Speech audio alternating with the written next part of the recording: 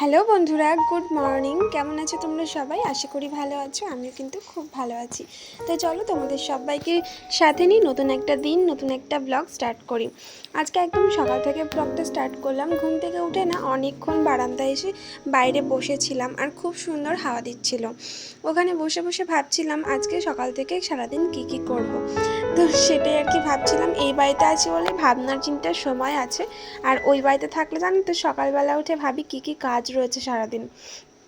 তো যাই হোক, তারপর রোদ উঠেছে খুব সুন্দর। ছাদে গিয়ে কালকের কিছু ভেজা জামা কাপড় মেলে দিয়ে আসলাম। আর তারপর পুকুন এখনও ওঠেনি, কিন্তু আজকে সকালে ভেবেছি ওকে ম্যাগি দেবো। কালকে রাত থেকে বারবার বলছে মা ম্যাগি খাবো। তো তার জন্য ওর আর আমার দুজনের জন্যই ম্যাগি বানাবো। তাই এই যে পেঁয়াজ কেটে রাখলাম, আর যেহেতু ওকে দেবো তাই লঙ্কাটা স্কিপ করলাম। আর এই যে ম্যাগিটা সিদ্ধ করে রেখে দিলাম। তবে পুকুন উঠবে তারপরেই রান্না করব। আর এই যে বলতে বলতে পুকুন উঠে গেছে। তারপর ওকে ফ্রেশ করিয়ে দিচ্ছি, হাত মুখ ধুইয়ে দিয়ে তারপরে ওকে টিপ পরিয়ে দিচ্ছি। আর ও ভাবছে ওকে না এরকমভাবে সাজাতে বসলেই ও ভাবে ও যেন ঘুরতে যাবে। তো বারবার বলছে চলো মা, আমি ঘুরতে যাব। তো তাই বারবার সেটা বলছে আমাকে। তো চলো। আর ঘুরতে যাওয়ার নাম শুনলেই তো ও প্রচণ্ড খুশি। দেখো, খুশির জন্য এসে আমাকে নিজে থেকেই কত আদর করে দিল। এই সুযোগে আমিও অনেকটা আদর খেয়ে নিলাম। তারপরে এই যে সকালবেলার খাবার বানিয়ে নিয়েছি, একটা পুকুনের একটা আমার। তো দুজনে মিলে এখন খাবার খেয়ে নেব। আমি পুকুনকে খাইয়েই দিচ্ছিলাম, হঠাৎ আবার মনে হয়েছে ও নিজে নিজে খাবে। এখন যেহেতু ধীরে ধীরে বড় হয়ে যাচ্ছে, তাই কয়েকটা খাবার ওকে হাতে দেওয়াও দরকার, যাতে ও নিজে নিজে খেতে পারে। তো ওর হয়তো ওটা ভালোও লাগবে। তো তারপর দুজনে মিলে খাবার খেয়ে নিয়েছি। আর তারপর পুকুরকে নিয়ে একটু বই নিয়ে বসেছি। পড়তে বসা বললে এটা ভুল হবে, এটা অ্যাকচুয়ালি খেলার ছলে পড়তে বসা। কখনো ও আমাকে পড়ায়, আবার কখনো আমি ওকে পড়াই।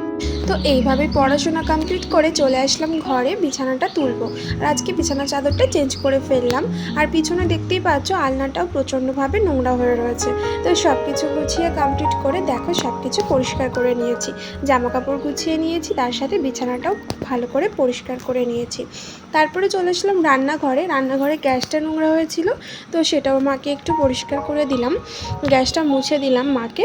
তারপরে যে চাদর ছিল, বিছানার চাদর, তার সাথে আরও বেশ অনেক কিছুই ছিল, সেগুলো একটু সার্ফে ভিজিয়ে রাখলাম। বাবার বাড়িতে এসেও শান্তি নেই, বাবা মা আমাকে সবসময় কাজ করায়।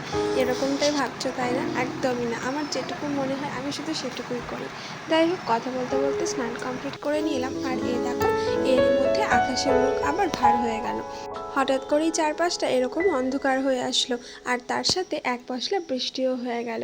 আর এদিকে দেখো, 2 থালা ভর্তি করে মা আচার বানিয়েছিল, সবাইকে দিতে দিতে আর খেতে খেতে এইটুকুই বেঁচে রয়েছে। আর ফার্স্ট টাইম আজকে ভাবলাম ছেলেকে আম টেস্ট করাবো, কিন্তু আমার ছেলে তো পুরো আমার মতনই, ও আম খেতে একদমই পছন্দ করে না, যা বুঝলাম। এদিকে দেখো, বিকেলের ওয়েদারটা খুবই সুন্দর লাগছে। তো চলো, কথা বলতে বলতে আজকের ভিডিওটা এখানেই শেষ করে দিই। তো এই সমস্ত বন্ধুরা আমার ভিডিওগুলো প্রথম থেকে দেখে আসো, তাদেরকে জানাই অসংখ্য ধন্যবাদ। আর যারা এই ভিডিওটা আজকে প্রথমবারের জন্য দেখলে, তাদেরকে আমার চ্যানেলে অনেক অনেক ওয়েলকাম। তো চলো, আজ আসি, আবার কাল দেখা হবে। ততক্ষণ সবাই খুব ভালো থেকো, সুস্থ থেকো। আর আমার এই ছোট্ট ছোট্ট ভিডিওগুলো যদি তোমাদের কোনো কারণে ভালো লেগে থাকে, তাহলে অবশ্যই সাবস্ক্রাইব করে নতুন বন্ধু হয়ে আমার পাশে থেকে যেও। এদিকে দেখো, সন্ধ্যাবেলায় বাবা নিয়ে এসেছিলো ফুচকা, আর সেটাকে খাওয়ার জন্য আমার পুকুন কেমন অধীর হয়ে অপেক্ষা করছে। তো চলো, আজকের মতন আসি, দেখা হবে নতুন কোনো ভিডিওর সঙ্গে, তোমাদের সঙ্গে আবারও একবার। তো ততক্ষণ সবাই খুবই ভালো থেকো, সুস্থ থেকো, আর আমার পাশে থেকো অবশ্যই। টাটা।